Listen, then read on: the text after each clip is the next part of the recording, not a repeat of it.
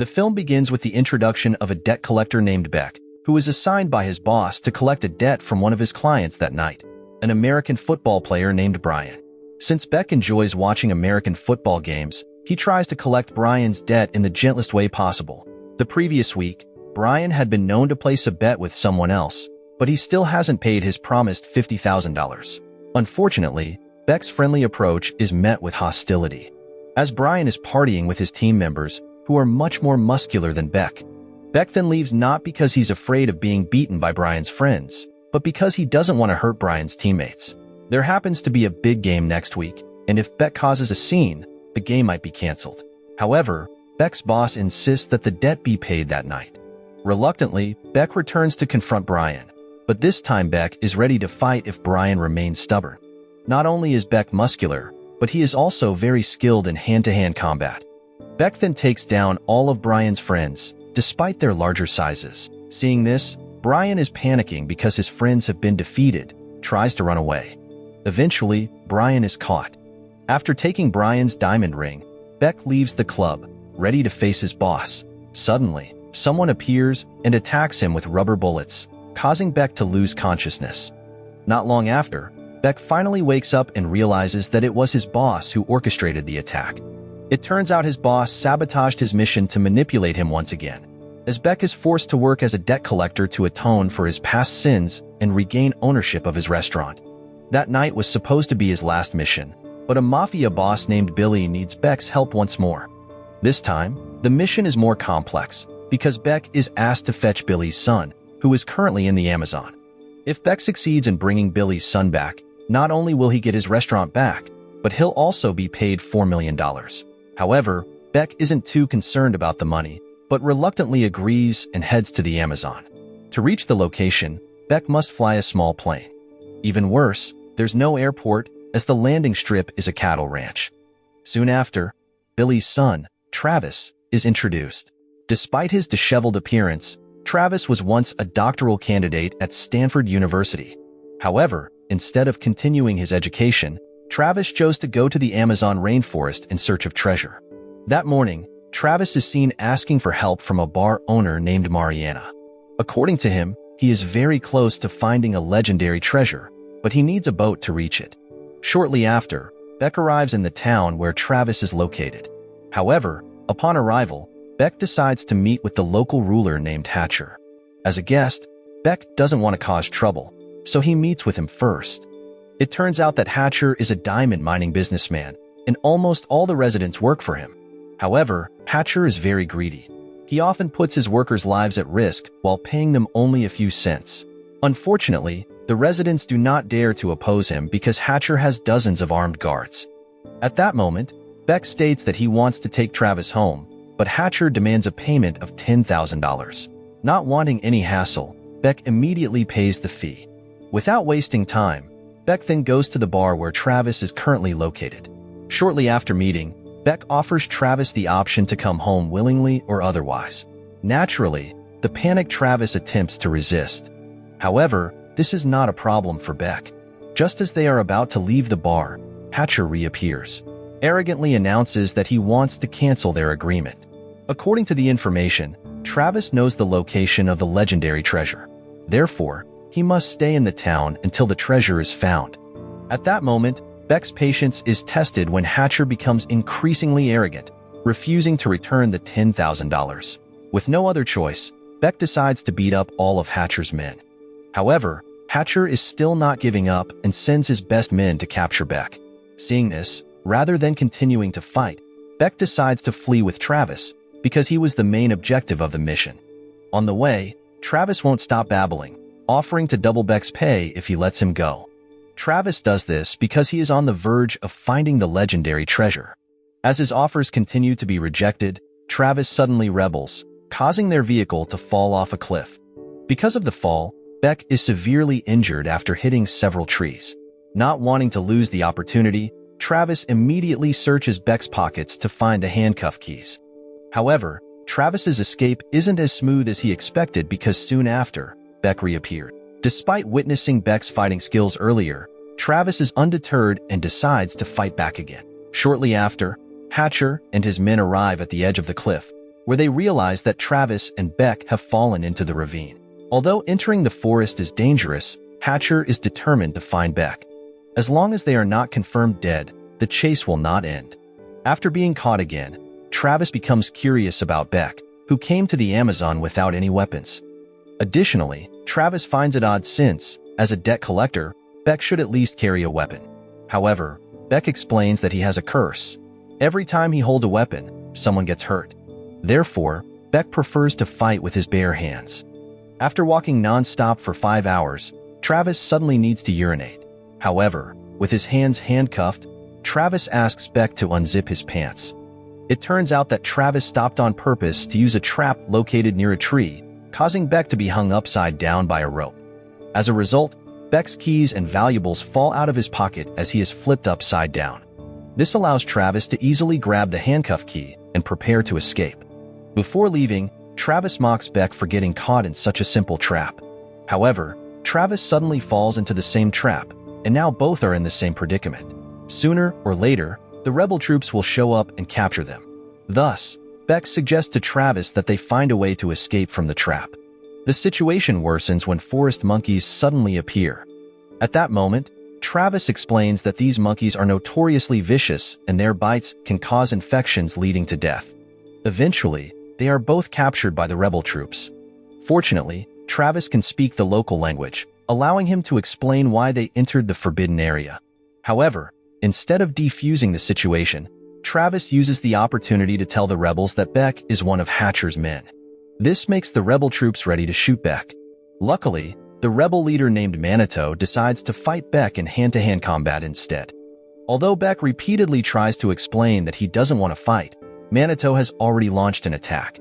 Manitou turns out to have impressive fighting skills, and Beck gets thoroughly beaten.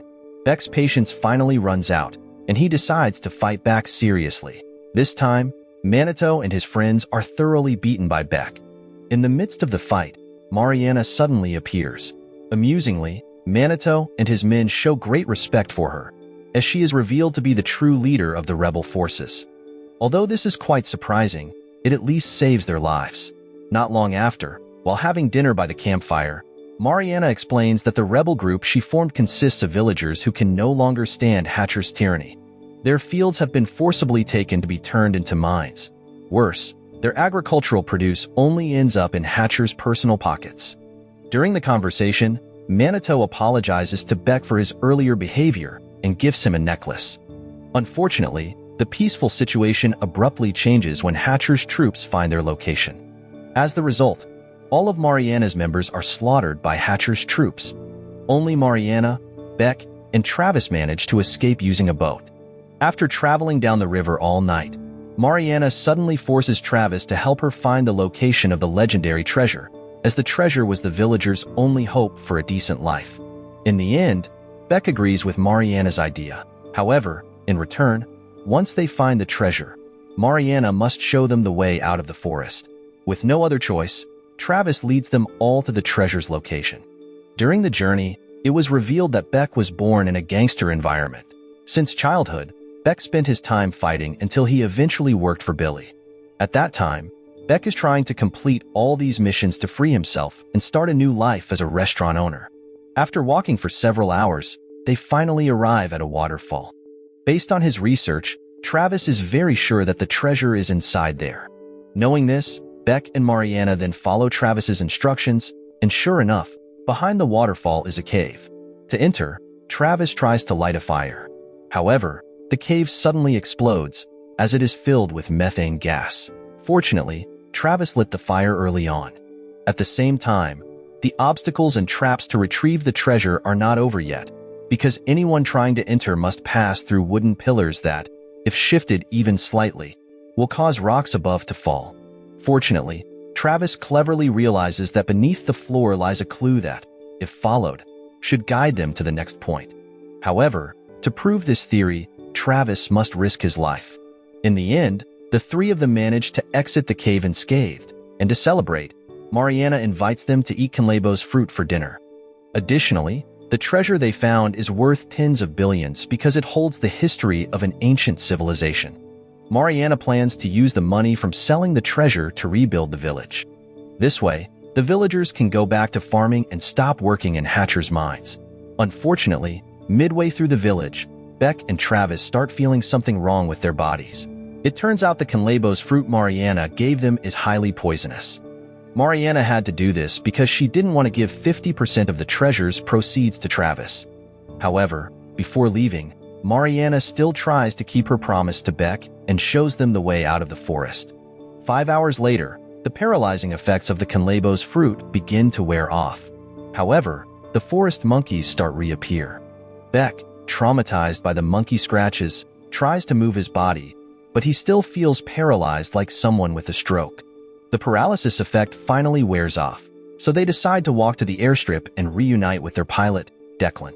Worried about Hatcher's arrival, Beck immediately asks Declan to prepare for takeoff. However, Declan then explains that Hatcher won't be showing up because he found the legendary treasure last night. It turns out that during the escape, Mariana was captured by Hatcher's troops. Knowing Mariana's life and the villagers' lives are in danger, Beck feels compelled to return to town. Even though Mariana betrayed them last night, she did it for the sake of her people. Thus, Beck decides to return to the town, while Travis is to be left with Declan. However, Travis insists that Beck won't be able to defeat Hatcher without his help. On the other hand, Mariana was seen being detained and interrogated by Hatcher. However, in the middle of their conversation, one of Hatcher's subordinates reports that Beck has attacked Outpost 1. Without hesitation, Beck sends a threatening message to Hatcher, offering him two choices: leave peacefully or be forced out. Upon hearing the threat, Hatcher and his men burst into laughter. However, to anticipate the impending attack, they begin making various preparations. In the midst of the silence, music suddenly plays, and it turns out to be Declan. At that moment, he arrives with a flashy appearance and recites a poem for Hatcher's soldiers. When Declan starts playing his music again, dozens of cattle enter the village.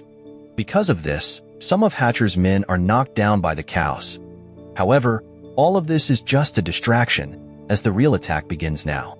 Beck then starts taking down his enemies one by one, and despite facing dozens of armed soldiers, he continues to fight with his bare hands. Meanwhile, Travis is assigned to distract the enemies by firing a few shots. However, he eventually gets trapped in a shop and is forced to fight one of Hatcher's men. While monitoring the fights through CCTV, Hatcher starts to panic and orders his men to quickly evacuate the treasure. At the same time, the situation on the ground becomes increasingly heated. Travis eventually gets trapped in a bus, and the enemies keep shooting at him. Unfortunately, the enemies are on the roof, where Beck can't reach them all with his bare hand. Therefore, Beck decides to use a weapon just this once. As the result, in less than 20 seconds, 8 enemies are dead, and this is the reason why Beck avoids using weapons. To defeat the remaining enemies, Beck decides to go back to using his bare hands. At the same time, Travis realizes that Hatcher's men are trying to escape with the treasure. Without hesitation, Travis tries to ram a car into Hatcher's men by himself. Shortly after, Beck's fight isn't over yet, as he is now being attacked by 3 whip-wielding fighters.